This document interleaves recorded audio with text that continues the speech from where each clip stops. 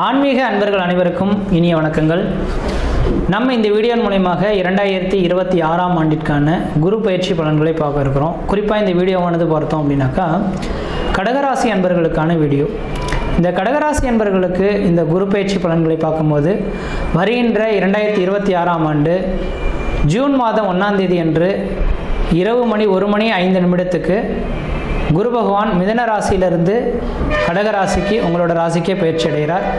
வாக்கிய கணிதப்படி 2026 மே மாதம் 26ஆம் தேதி அன்று பகல் 11:07 இந்த குரு பகவான் மிதன ராசியிலிருந்து உங்களுடைய ராசியான கடகராசிக்கு இந்த குரு பகவான் பயிற்சி அடைகிறார்.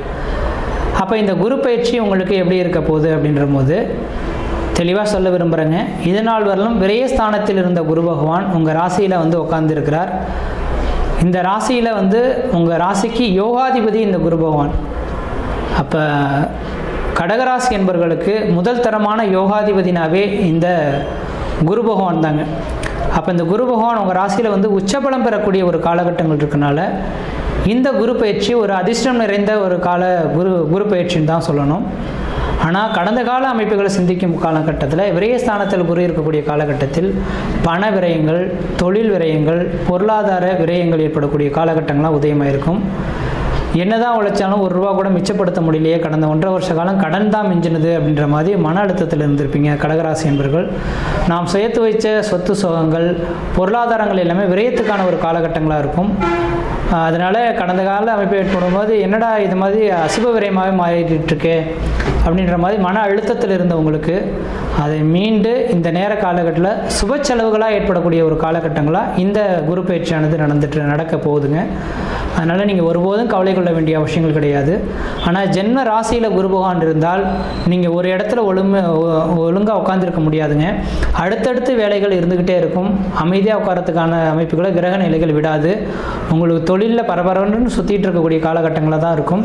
அதனால் அடுத்தடுத்து என்ன வேலைகள் செய்ய போகிறோம் அப்படின்றது மாதிரி திட்டமிட்டு நீங்கள் செயல்பட்டீங்கன்னா இந்த காலகட்டத்தில் ஒரு அதிகமாக ரிஸ்க் இல்லாமல் நீங்கள் பார்த்துக்கலாம், பதட்டம் இல்லாமல் பார்த்துக்கிறத பார்க்க முடியும்.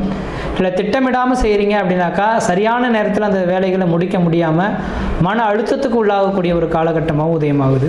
அப்போ ஜென்மத்தில் குரு பகவான் வரக்கூடிய காலகட்டத்தில் கொஞ்சம் நீங்கள் என்ன செய்யணுன்னாக்கா அருகில் இருக்கக்கூடிய நீர்நிலைகள் அல்லது கடல் சார்ந்த இடங்களுக்கு போயிட்டு தெய்வ வழிபாடுகள் செய்கிறது விசேஷமாக இருக்கும். அதுலேயும் குறிப்பாக கடக ராசியில் பூச நட்சத்திரத்தில் குரு பகவான் உச்சம் பெறுகிறார். இந்த பூச நட்சத்திரத்துக்கு அதிபதியானவன் முருகப்பெருமான், அதுவும் திருச்செந்தூர் முருகப்பெருமான். இந்த கடகராசியில் பிறந்த நபர்கள் யாராவது இந்த நேர காலகட்டத்தில் வாய்ப்புகள் கிடைச்சால் திருச்செந்தூர் முருகப்பெருமான் கோயிலுக்கு போயிட்டு ஒரு முறை அந்த கடலில் குளிச்சுட்டு அந்த முருகப்பெருமானை வழிபாடு செய்துட்டு வந்தீங்க அப்படின்னாக்கா எதிர்கால அமைப்புகள் எந்த விதத்தையும் குற்றங்கள் குறைகள் இல்லாமல் ஒரு மிகப்பெரிய ஒரு வளர்ச்சி நோக்கி எட்டக்கூடிய ஒரு காலகட்டம் உருவாகும். பதட்டம் இல்லாமல் எந்த ஒரு செயலையும் நிலைநாட்டக்கூடிய அளவுகளுக்கு வளர்ச்சிகள் பெறும் ஒன்று விதிங்க. அதே வேளையில் இந்த குரு பகவான் உங்கள் ராசியிலிருந்து பார்க்கக்கூடிய இடங்கள் அனைத்துமே புனிதமான இடங்கள். உங்கள் ராசிக்கு 5ஆம் இடம், 7ஆம் இடம், 9ஆம் இடத்தை பார்க்க இருக்கிறார். 5, 7, 9ஆம் இடங்கள்லாம் நம்ம அதிர்ஷ்டத்தையும் புகழையும் கௌரவத்தையும் கொடுக்கக்கூடிய இடம் அப்படின்றதுங்க.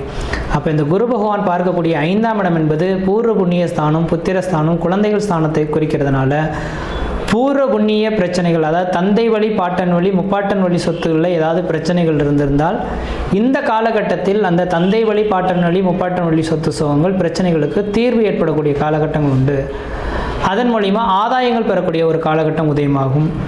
5ஆம் இடம் குழந்தை பேர் அப்படின்னால வெகு நாட்களில் குழந்தை பேருக்காக காத்துட்ருக்கீங்க, எனக்கு குழந்தை தரிக்கல சார் அப்படின்னாக்கா தெளிவாக ஒரு விஷயம் சொல்ல விரும்புகிறேங்க. உங்களோட கணவன் மனைவி இருவர் ஜாதத்தையும் எடுத்து தகுந்த ஜோதிடர்கிட்ட கொடுத்து தெளிவாக செக் பண்ணி பார்த்துட்டு எதுவும் தோஷம் இல்லை அப்படின்னாக்கா கன்ஃபார்மாக இந்த காலகட்டத்திலே உங்களுக்கு குழந்தை பேர் தெரிச்சிடும். தோஷங்கள் எதுவும் இருக்குதுனாக்கா அது சார்ந்த கோயில்களுக்கு பரிகாரம் செய்கிறது தான் விசேஷத்தை கொடுக்கும். அங்கே பரிகாரம் செய்கிறாங்க, இங்கே பரிகாரம் செய்கிறாங்கன்னு ஏமாற வேண்டாம். கோயில்களுக்கு எந்த ஜோதிடர்கள் பரிகாரம் சொல்கிறாங்களோ அந்த கோயில்களுக்கு போயிட்டு அவங்க தேங்காய் பழம் வச்சு அர்ச்சனை பண்ணிட்டு வந்தாலே அது சார்ந்த பிரச்சனைகள் தீர்ந்துடும். அதனால் குழந்தை பேருக்காக போகணுன்னா எந்த கோயில்களோ அந்த கோயில்களை நீங்கள் தேர்ந்தெடுத்துட்டு போயிட்டு வர்றது நல்லாயிருக்கும். ஒரு ஜோதிடர் அணுகி அதுக்காக விளக்கம் கேட்டுக்கிறது தான் விசேஷமாக இருக்கும். அதே போல் படிக்கக்கூடிய மாணவ செல்வங்கள், உங்களோட குழந்தைகள் படிச்சுட்டு இருக்காங்க அப்படின்னாக்கா கல்வியில் ஒரு படி முன்னேறக்கூடிய காலகட்டம் உருவாகும். படித்த மாணவ செல்வங்களுக்கு உயர்கல்வி கிடைக்கிறதுக்கான வாய்ப்புகள் சிறப்பாக இருக்கும். எதிர்பார்த்த இடத்துலேருந்து வாய்ப்புகள் கிட்டும். அதே போல் படித்து முடித்த மாணவ செல்வங்களுக்கு ஒரு நிரந்தரமான வேலைவாய்ப்பு கிடைக்கக்கூடிய ஒரு காலகட்டங்களாக இந்த நேர காலகட்டங்கள் உதயமாக போகுது. அடுத்ததாக பார்த்தோன்னா உங்களோட ராசிக்கு 7ஆம் இடத்தை சமசப்தமாக உங்கள் ராசியிலிருந்து பார்க்க இருக்கிறார். 7ஆம் இடம் என்பது கலஸ்திரஸ்தானம், திருமணஸ்தானம், சமுதாயத்தை குறிக்கக்கூடிய இடங்க. அப்போ இந்த நேர காலகட்டத்தில் வெகுநாட்டில் திருமணம் ஆகாத நபர்களுக்கு திருமண வாய்ப்புகள் கூடி வரும். சமுதாயத்தில் உங்களுக்குன்ற ஒரு நிரந்தரமான அங்கீகாரம் கிடைக்கக்கூடிய காலகட்டம் உருவாகும். கணவன் மனைவியிடையே இருந்த கருத்து வேறுபாடுகளுக்கு ஒரு தீர்வு ஏற்படக்கூடிய காலகட்டங்கள், கணவன் மனைவி இருவருக்கிடையே ஒரு ஒற்றுமையான இணக்கமான சூழல்கள் ஏற்படுத்தி தரலாம். நீங்கள் எதிர்பார்த்த கணவன் அல்லது மனைவியை அடையக்கூடிய ஒரு காலகட்டங்களாக இந்த நேர காலகட்டங்கள் உதயமாக போகுதுங்க. அடுத்ததாக 9ஆம் இடத்தை இந்த குருபகவான் பார்க்க இருக்கனால 9ஆம் இடம் என்பது ஒரு மனிதனுக்கு பாக்கியஸ்தானம், தான் சேர்த்து வைத்த புண்ணியத்தை சொல்லக்கூடிய இடம் 9ஆம் இடம். அப்போ 9ஆம் அதிபதி 9ஆம் இடத்தையே பார்க்கறது திடீர் அதிர்ஷ்டத்தையும் திடீர் பணவரவுகளையும் ஏற்படுத்தி கொடுக்கக்கூடிய ஒரு காலகட்டம்னு சொல்லலாம். அதுவும் 9ஆம் இடத்துல சனி இருந்து குருவால் பார்க்கப்படுறதுனால குரு சனி இணைவு என்பது பெரும் பணத்துக்கான விதிகள் அப்படின்ற விதிங்க. இப்போ பணப்பிரச்சனைகளுக்கு ஒரு தீர்வு காணக்கூடிய காலகட்டங்கள், பொருளாதார அபிவிருத்திகள் ஏற்படக்கூடிய காலகட்டங்களாக உதயமாக போகுதுங்க. அதே நேர காலகட்டத்தில் ஜென்மம்ன்றது உங்களோட ராசி, உங்கள் ராசியில் குரு பகவான் வந்து இருக்கனால உடல் ஆரோக்கியம் அவ்வப்போது கொஞ்சம் கெட்டு போகிறதுக்கான வாய்ப்புகள் உண்டு. சரியான நேரத்துக்கு சாப்பிடணும், சரியான நேரத்துக்கு உடல் ஆரோக்கியத்தை மேம்படுத்தி கொள்வது நல்லாயிருக்கும். அதே வேளையில் கரெக்டான நேரத்துக்கு சாப்பிடாமல் உடல் ஆரோக்கியத்தை பேணாமல் இருந்தால் அதுக்காக மருத்துவ செலவுகளை கொடுக்கக்கூடிய காலகட்டமாகவும் இருக்குது. அதனால் உடல் ஆரோக்கியத்தில் சரியான நேரத்துக்கு சாப்பிட்டுட்டு உடல் ஆரோக்கியத்து மேலே நம்பிக்கை ஒரு பொறுப்புகளை வச்சுக்கிட்டிங்கன்னா வளர்ச்சிக்கான ஒரு அமைப்புகளாக இருக்குன்றீங்க. அதே நேரத்தில் வீடு மனை வாசல் வண்டி வாகன சுகத்துக்கு குறைவு இருக்காதுன்றீங்க. ஏன்னா 7ஆம் இடம் வண்டி வாகனத்தையும் குறிக்கக்கூடிய இடம். வீடு மனை வாசல் புதுமையாக வீடு மனை வாசல் வாங்குவதற்கும் வீடு மனை வாசல் கட்டுவதற்கும் குடிபெயர்த்துக்கும் குலதெய்வத்துக்கு செய்ய வேண்டிய சடங்குகள் செய்கிறதுக்கும் ஒரு உன்னதமான காலகட்டங்கள்.